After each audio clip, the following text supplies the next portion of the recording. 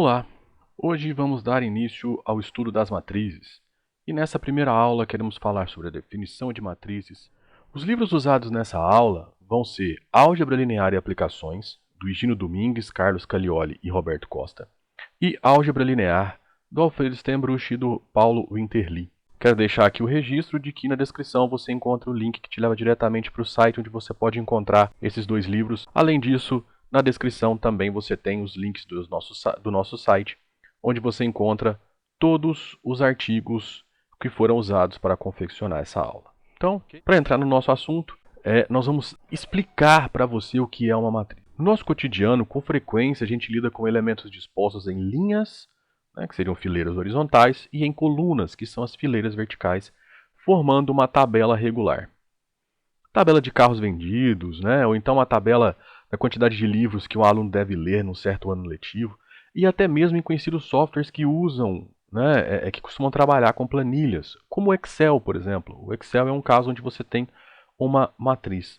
Antes da gente explicar para você o que é uma matriz do ponto de vista matemático, definição matemática, deixo aqui o pedido para você se inscrever no canal, ativar as notificações e compartilhar essa aula se ela estiver te ajudando com seus colegas, tá bom? Em linguagem matemática, uma tabela retangular de números é denominada matriz, ou seja, em suma, matematicamente, uma matriz é um arranjo de números em linhas e colunas, tá? Então, qualquer objeto que você possa converter matemática para uma linguagem matemática e que ele se torne um arranjo em linhas e colunas é uma matriz. Mas a definição matemática de matriz é: sejam m e n dois números inteiros, uma matriz m por n real é uma dupla sequência de números reais distribuídos em m linhas e n colunas desta forma aqui.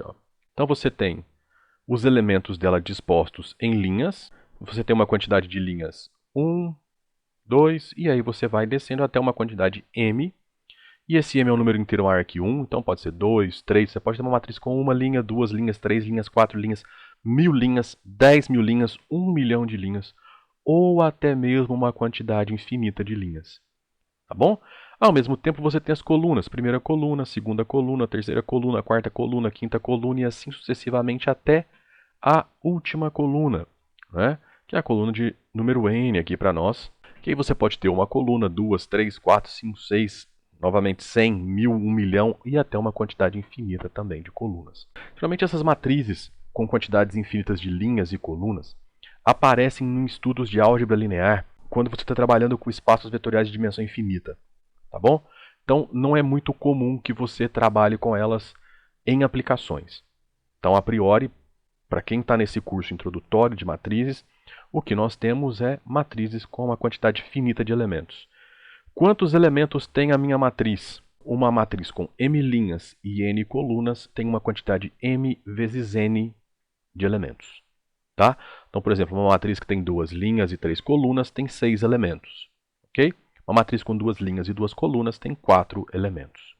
Em notação abreviada, uma matriz A, m por n, pode ser escrita ainda da seguinte maneira.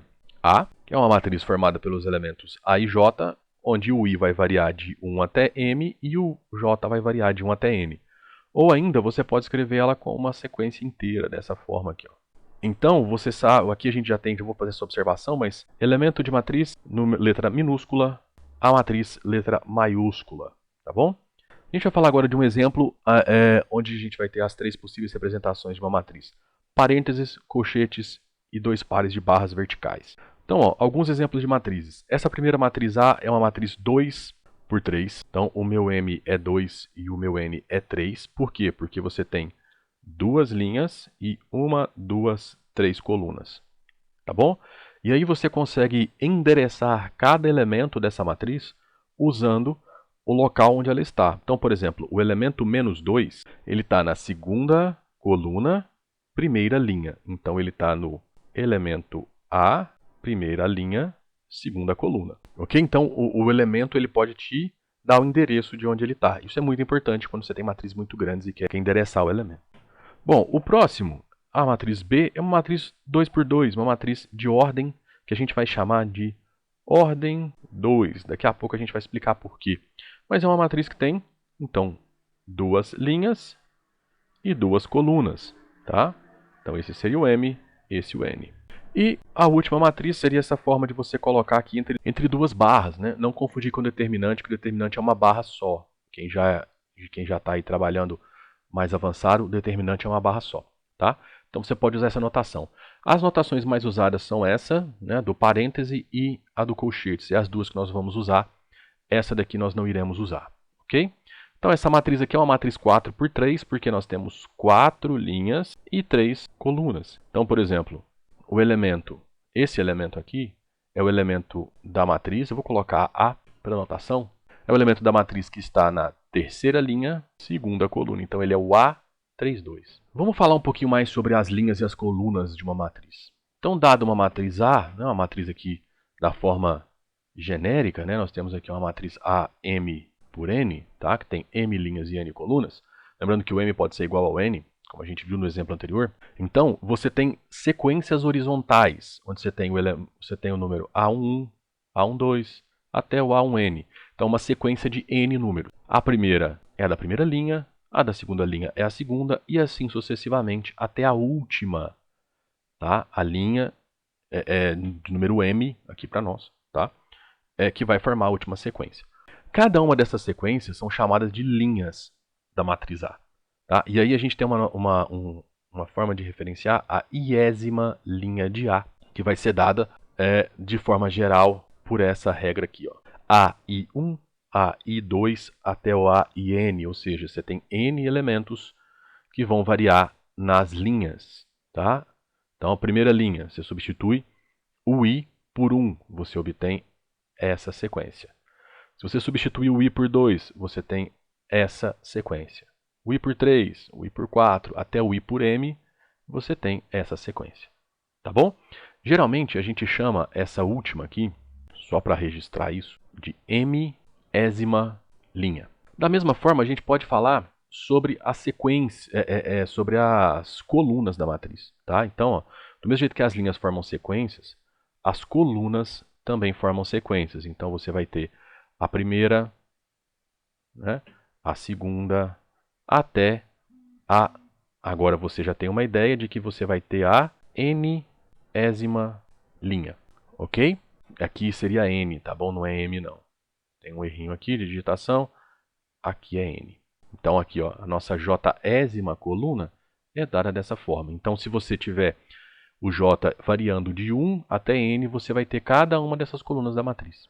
Por exemplo, nessa matriz A, as linhas são 1, menos 2 e 3, a primeira linha, e a segunda linha, 0, 4 e 2. Ao passo que as colunas são 1 e 0, menos 2 e 4 e 3 e 2. Tá bom? Vamos usar essa mesma lógica das linhas e colunas e o endereçamento de onde está cada elemento para escrever uma matriz A, né, onde a lei de formação dos elementos é dada de acordo com o local aonde ela está na matriz. Então eu tenho uma matriz A, onde cada elemento A e J é dado por 2 vezes o I mais J. Tá?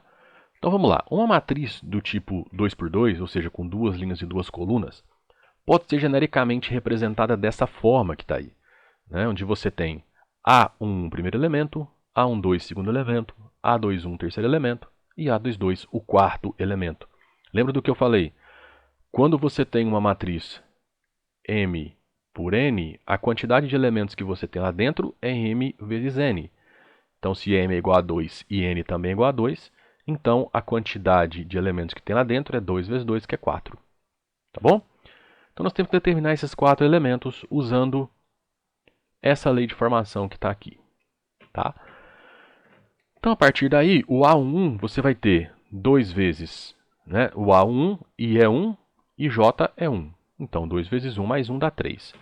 Já o A12, o I é 1 e o J é 2. Então, é 2 vezes 1 mais 2, que dá 4.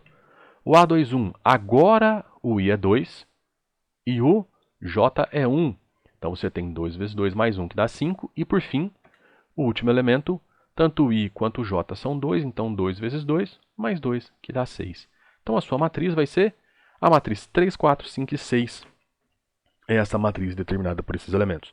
Agora vamos falar especificamente dos elementos de uma matriz. Tá? Então a gente diz que a e j é o elemento ou entrada. Então existem esses dois nomes, as duas formas de referenciar os números que estão dentro de uma matriz. Então a e j é o elemento ou entrada de posição ij da matriz A. Ou seja, ele está localizado na linha I e na coluna J. Nesse sentido, como a gente já tinha dito antes, a gente pode fixar a notação de uma matriz por letra maiúscula e um elemento qualquer da matriz por uma letra minúscula munida de seus dois índices, a linha e a coluna a qual esse elemento pertence. Seguindo por essa notação, eu sei que o elemento A12, ou seja, o elemento que está na primeira linha, segunda coluna, é 2 da matriz A. Por quê? Porque o elemento é A. Consequentemente, o elemento B21, ou seja, segunda linha, primeira coluna, é 0. O elemento C13, menos 2, primeira linha, a única linha que ele tem, e coluna 3. Tá bom? As matrizes, elas estão colocadas dentro de um conjunto. Então, como nós vamos trabalhar com matrizes com uma quantidade finita de elementos, a gente vai trabalhar com o conjunto, né, M, que é o conjunto das matrizes, com M linhas e N colunas, né, com entradas, ou seja, elementos no conjunto dos números reais. Se M é igual a N, então ao invés da gente escrever que esse conjunto é o conjunto Mn por N, a gente vai simplesmente usar um N apenas. Então aqui a gente sabe que nesse caso você vai ter matrizes A com o mesmo número de linhas e colunas. Cabe lembrar que matrizes dessa forma, né, vão ser chamadas, daqui a pouco a gente vai falar sobre os tipos principais de matrizes, mas essas matrizes onde o número de linhas é igual ao número de colunas são chamadas de matrizes quadradas. Em contraposição, quando o número de linhas e de colunas é diferente, a gente chama ela de matriz retangular. Tá bom? Por fim, cabe mencionar que uma matriz com uma linha e uma coluna se identifica com o número real único que está dentro dela. É uma matriz 1 por 1, então a quantidade de elementos 1 vezes 1, 1. Então você tem só um elemento ali dentro. Tá bom? Então, só para reforçar as ideias, então, para voltar lá às matrizes do primeiro exemplo, a matriz A é uma matriz do conjunto M2, 3. A matriz B é uma matriz do conjunto M2 e o C é uma matriz do conjunto M4, 3. Tá bom? Todas elas podem ser ditas matrizes do conjunto M por N, R.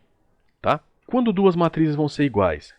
Para que duas matrizes sejam iguais, elas têm que ter o mesmo número de linhas e de colunas, e cada respectiva entrada deve conter os mesmos valores. Não basta que você tenha os mesmos números espalhados nas matrizes. Eles têm que estar na mesma posição. Tá? Então, de uma forma matemática, você precisa aqui, dadas duas matrizes, uma M por N, outra P por Q, o M tem que ser igual a P e o N tem que ser igual a Q, e A e J tem que ser igual a B e J para as variações respectivas de I e J. Então o A1 tem que ser igual ao B1, o A12 tem que ser igual ao B12 e assim sucessivamente.